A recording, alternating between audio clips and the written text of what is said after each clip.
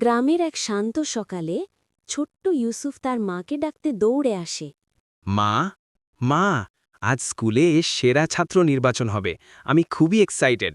ইনশাল্লাহ হবে বাবা, কিন্তু মনে রেখো, আসল সেরা সেই যে মানুষের ভালো করে। জি মা, আমি মনে রাখব। সিন 2। পথে বৃদ্ধ ভিক্ষুক। স্কুলে যাওয়ার পথে ইউসুফ একজন বৃদ্ধ ভিক্ষুককে দেখতে পেল। বাবা, একটু খাবার পাইতাম, খুব খিদা লাগছে। আমার কাছে তো শুধু একটা খেজুর আছে, টিফিনে খাওয়ার জন্য এনেছিলাম। দেই নাকি না দেই?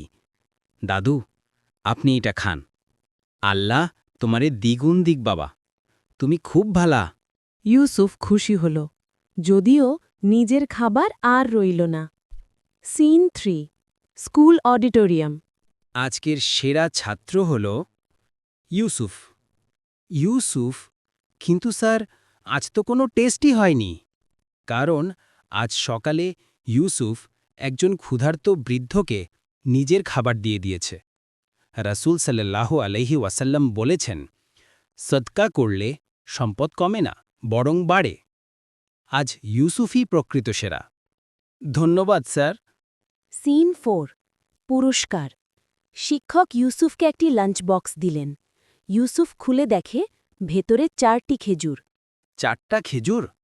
আমি তো একটা দিয়েছিলাম। দেখো ইউসুফ, তুমি 1 দিয়েছিলে, আর আল্লাহ তোমাকে 4 দিয়ে দিলেন। মা ঠিকই বলেছিল, ভালো করলে আল্লাহ দ্বিগুণ দিয়ে দেন। সিন 5। Ending message.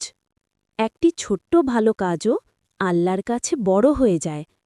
কারো মুখে হাসি